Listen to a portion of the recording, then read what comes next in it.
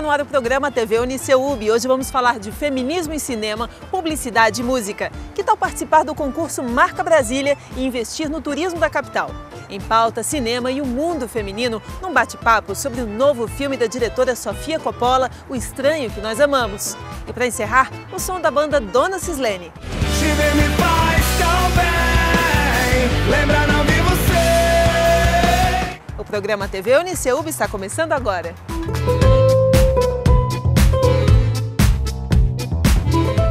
A diretora de cinema Sofia Coppola marca novamente sua carreira com mais um filme super interessante, onde o universo feminino é a chave para a compreensão mais profunda da história. O Homem que Nós Amamos é um remake do filme original Ritual de Guerra de 1971.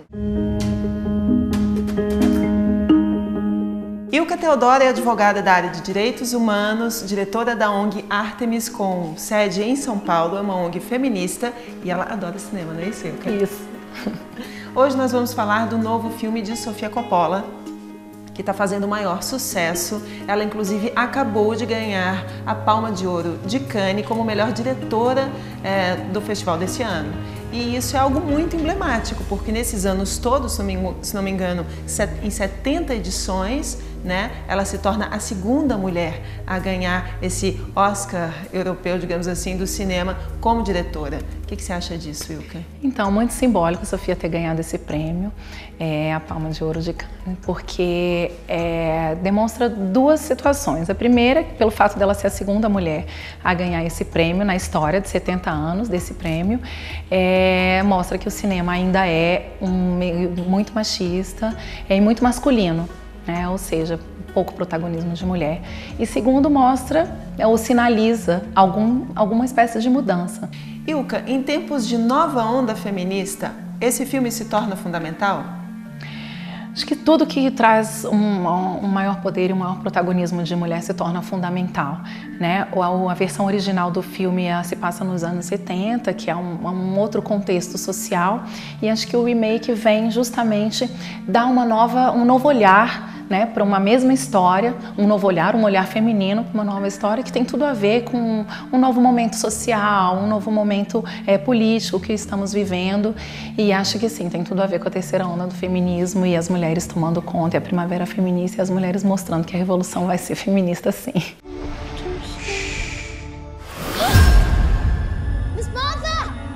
A história basicamente se passa dentro de uma perspectiva de guerra civil norte-americana, onde 7 mulheres vivem numa casa isoladas e de repente aparece um soldado ferido precisando de ajuda, e a coisa se desenrola dentro dessa perspectiva.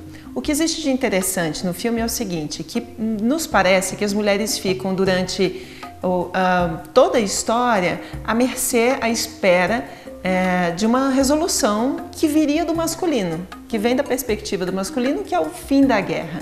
Você acha que as mulheres continuam dentro dessa perspectiva de enclausuramento, aguardando resoluções do masculino, Ilka? Você que é advogada da área, né, que trabalha com gênero, você percebe isso ainda? Não, percebo. As mudanças sociais, elas não vêm da noite para o dia. Ainda que tenhamos aí primeira, segunda, terceira onda do feminismo agora, as mudanças por igualdade de gênero ainda são mudanças que vão demorar um pouco para acontecer. É tudo muito lento. As mudanças sociais não se fazem do dia para a noite. Mas, de qualquer forma, o que a gente pode perceber é que grande parte das mulheres hoje já tem um processo de tomada de consciência do poder que se tem e da capacidade que se tem de lidar e de sair de situações de opressão e de situações de enclausuramento. Igualdade de gênero é isso. É a gente reconhecer que estamos todos iguais perante a lei e que as mulheres não podem continuar vivendo nem submissas, nem como cidadãs de segunda categoria e nem à margem de uma sociedade tão violenta, né? Seems to be a sensitive person. Does he? A Sofia Coppola tem sido ovacionada pelo seu novo filme, que tem sido um grande sucesso porque ele estaria dentro de uma perspectiva muito do atual, dessa questão da luta, dessa terceira onda feminista. No entanto, ela também tem sido criticada porque ela omite da versão original a participação de uma mulher negra na casa, que seria a escrava da casa. Nesse filme me parece que só há mulheres brancas em cena. Como é que você enxerga isso? A grande crítica feita à Sofia por esse episódio é justamente o fato dela tentar embranquecer o filme, né? Tirar a personagem negra de cena e colocar exclusivamente mulheres brancas, sendo que a versão original tem uma mulher negra. A Sofia se defendeu, se justificou, né, dizendo que entendia que a questão da escravidão e toda a situação racial durante aquela guerra civil não poderia ser tratada num filme de maneira tão periférica da forma como foi tratado na versão original. Então ela excluiu, o que cria em nós uma grande expectativa de que num próximo filme, numa próxima produção, ela aborde a questão racial de maneira bem central, né, considerando a justificativa que ela deu. Até porque, se o filme se pretende de fato um filme feminista, ele não pode excluir da discussão a questão racial, né? Hoje o feminismo precisa ser interseccional, ele precisa ser pensado não só em termos de gênero, mas também em termos de raça e de classe.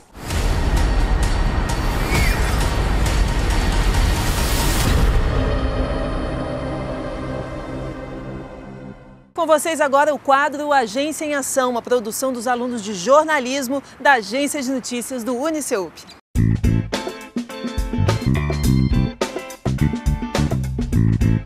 O Agência em Ação dessa semana vai falar sobre arte urbana. Muitos conhecem, chamam de grafite, outros de pichação, mas muita gente ainda não tem conhecimento sobre esse tema que gera muita polêmica. O Lucas fez um material sobre isso e vai explicar um pouquinho pra gente. Como é que foi?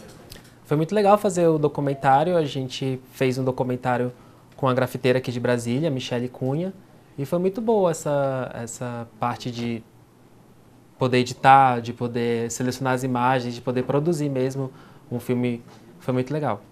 E qual que é a presença da mulher hoje na arte urbana, no grafite?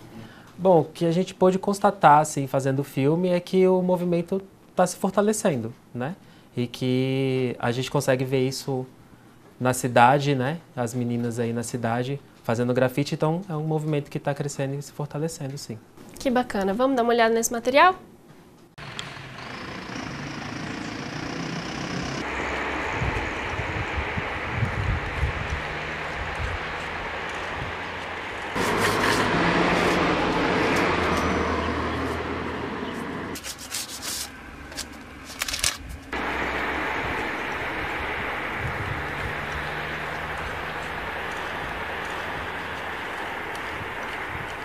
Então você tá super vulnerável também, você não sabe o que vai acontecer.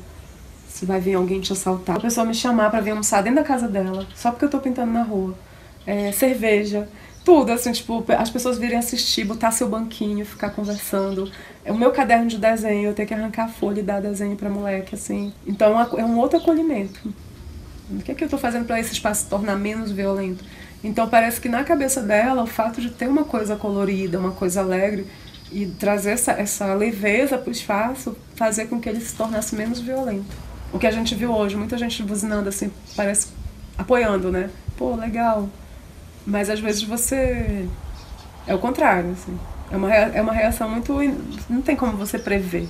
Desse mundo penso quando acendo incenso, vagabundo me converso, o bagulho é denso, SBRAP, sou marçal no consenso, porque eu domino o poder. A presença de mulheres é importante em todos os espaços, né? A gente tem aí uma população com maioria de mulheres, então é um absurdo que as mulheres ainda sejam minorias em espaços de poder, e aí eu não estou falando de poder só no Congresso, mas todo tipo de espaço. O grafite é um deles, como eu falei antes, o hip hop tem esse desafio de conseguir dialogar mais com a questão de gênero. Então eu acho que não é só no grafite que é importante a gente pensar essa paridade. Que legal, hein? Parabéns, Lucas, seu material está muito completo. Obrigada. E você que quer assistir também, acesse o nosso site, comente nas nossas redes sociais e até a próxima. Valeu, gente. Assiste lá. E você, sabe qual é a marca de Brasília? Não perca, é no próximo bloco.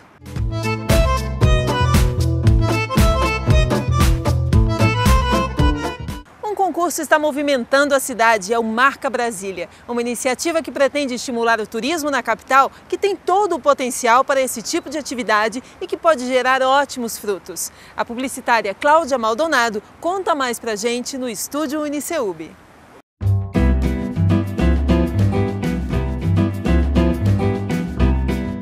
Com apenas 57 anos de vida, Brasília passou a ser a terceira maior cidade do país, atrás apenas de São Paulo e Rio de Janeiro.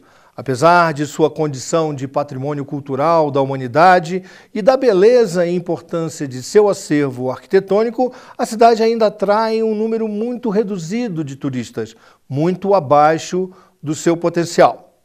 Com o apoio do Uniceub e de outras instituições comprometidas com a cidade, a Federação do Comércio de Brasília lançou um concurso para escolher a logomarca que represente a capital federal e ajude a promover a cidade e a fortalecer o turismo.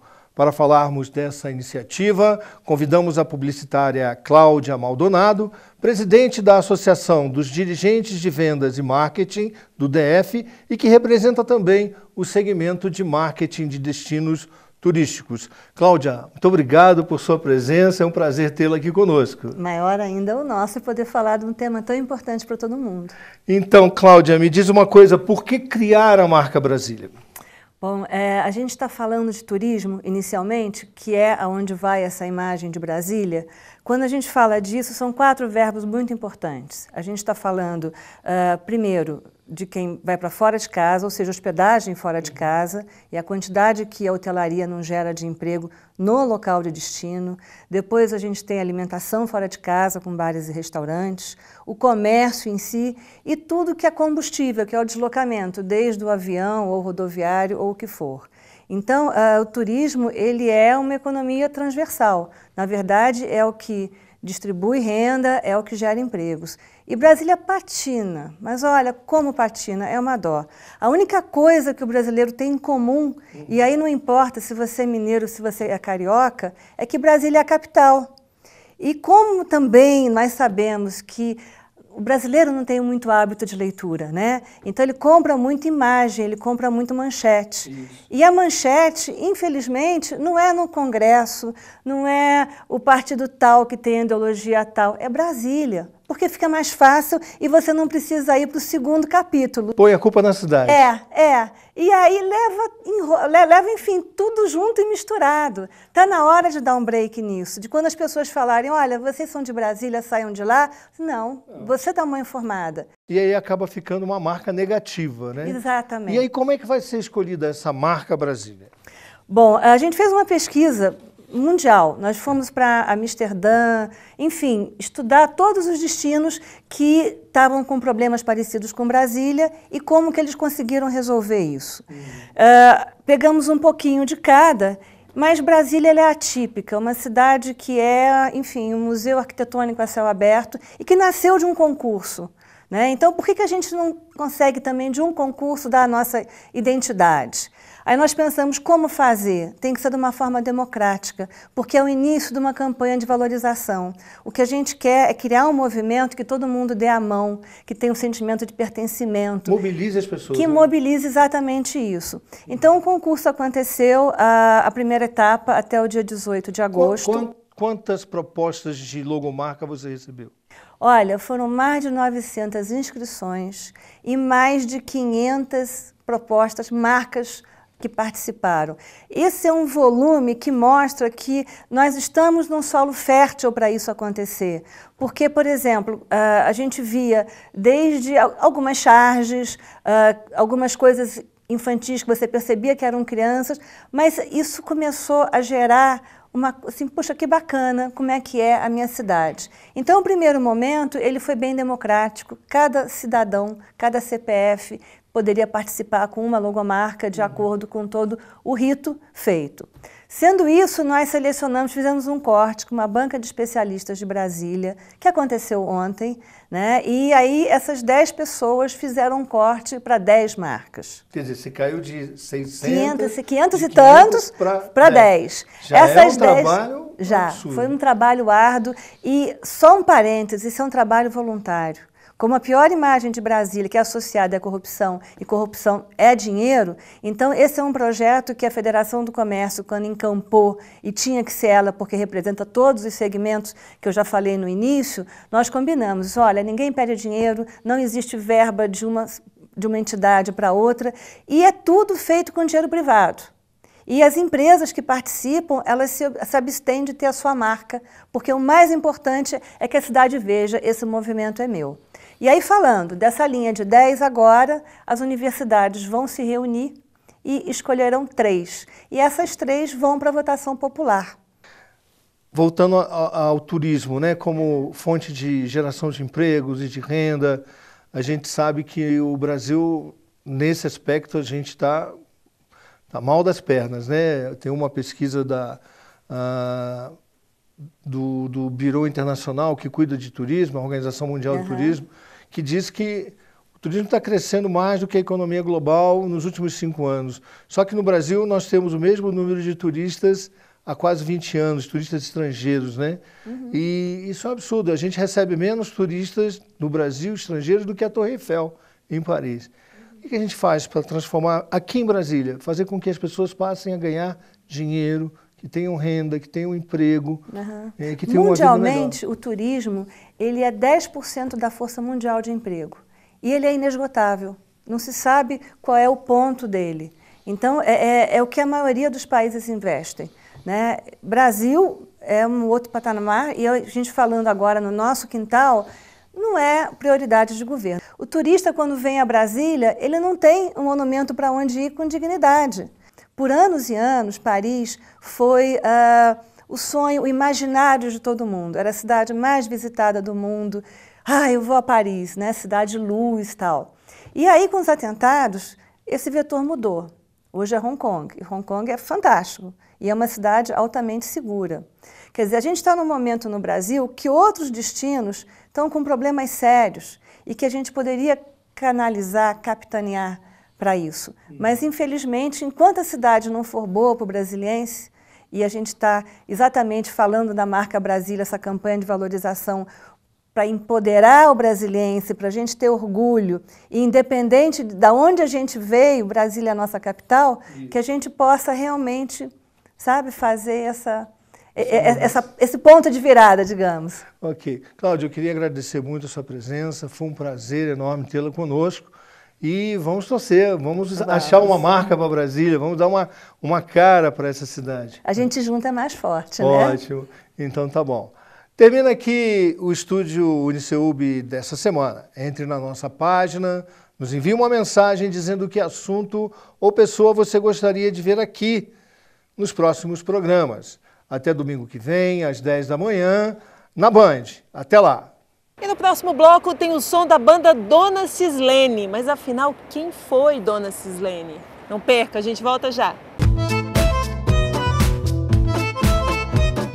Dona Cislene é uma das bandas de Brasília que mais ganha espaço no cenário nacional. A forma como eles se tornaram uma banda autoral foi, no mínimo, curiosa, quase como um chamado. Sabe de quem?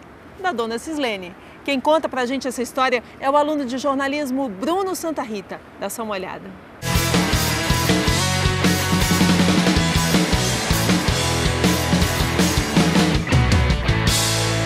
Eu quero saber de onde que veio essa história, de que na 112 Norte vocês estavam lá de bobeira e conheceram uma senhora chamada Dona Cislene. Quem é essa mulher?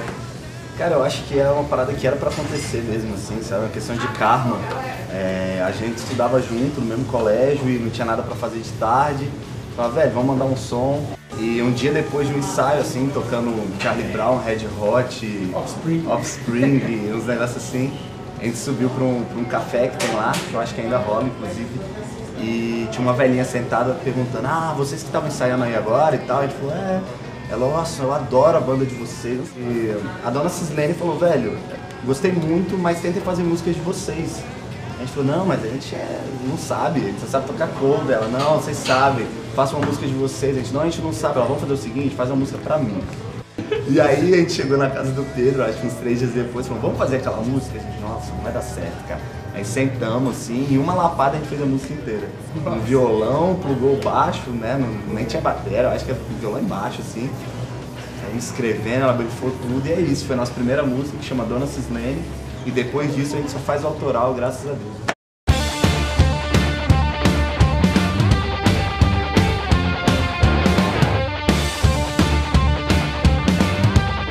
Eu conheço o Bruno desde que eu nasci, assim, tipo, meu pai e o pai dele eram melhores amigos. Fui morar fora de Brasília um tempo.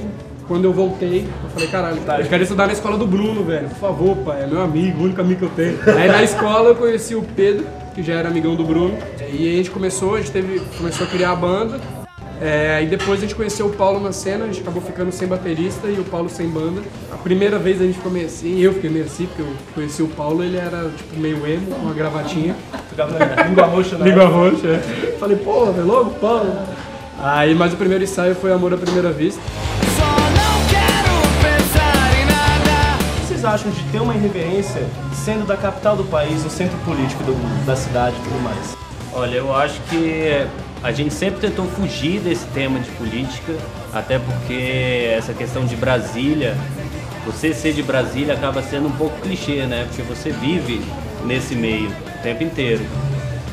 E a gente sempre puxou pro lado mais irreverente também porque a gente é irreverente, a gente é bem brincalhão o tempo inteiro e eu acho que isso passa uma questão de verdade. Tipo, o nosso som, ele é uma verdade nossa. É um reflexo.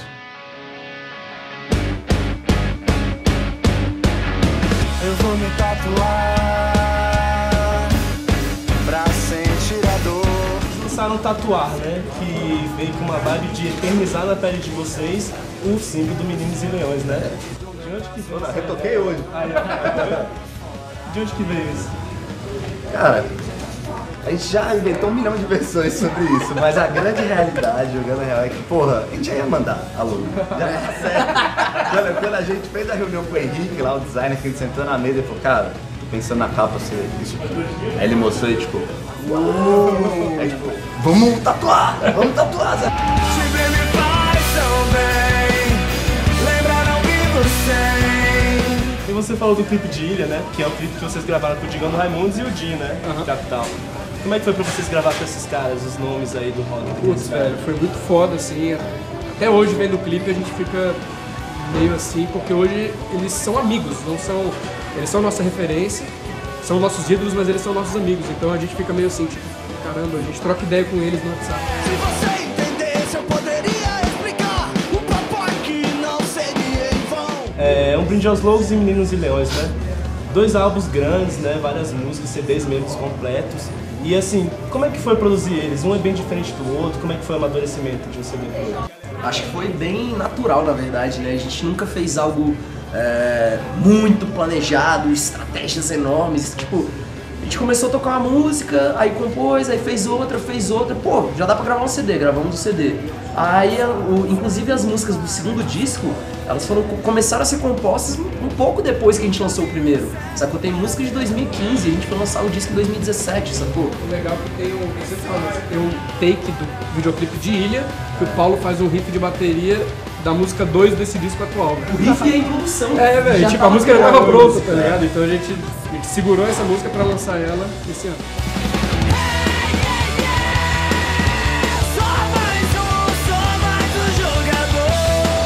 Vocês estão agora com uma projeção já nacional, cada vez crescendo mais. Como é que vocês estão se vendo daqui pra frente? A gente já pensou tanto nisso, assim, de... Agora vai! Com esse disco, o clipe desse, agora vai! Agora é Faustão. E assim, chega um momento que você percebe que a meta não é essa, sabe? É a questão de vou ser famoso. Inclusive, vou até contar uma curiosidade da minha entrada na banda, que quando eu entrei na banda, no primeiro ensaio, o nego falou assim, aí, se a banda não bombar, em 1 ano, a banda acaba.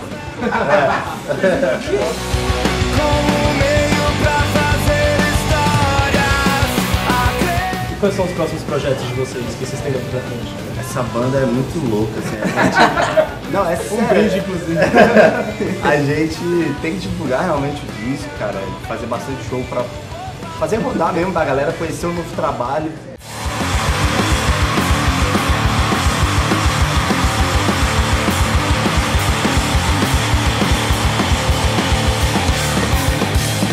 E agora, pra finalizar, gente, bora mandar uma mensagem pra cena. O que vocês têm pra dizer pra galera do rock daqui da cidade?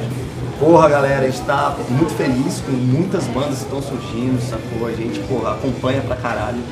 A gente sempre tá viajando, o pessoal pergunta como é que é Brasília, como é que é a cena de lá. E a gente tem muito orgulho de falar de cada banda daqui, sacou? Orgulho mesmo. Tem qualidade musical, sacou?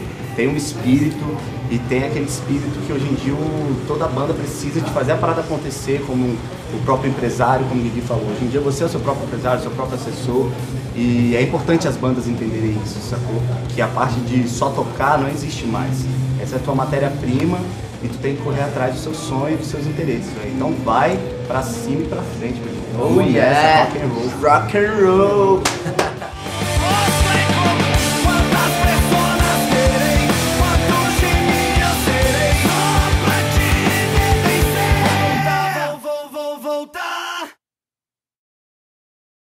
Esperamos que você tenha curtido o programa de hoje. Se você quiser assistir mais reportagens sobre feminismo, cinema, música e mais um monte de temas legais refletidos por quem entende do assunto, basta entrar nos nossos canais no Facebook ou no YouTube. Na semana que vem a gente se encontra de novo aqui na Band. Até lá!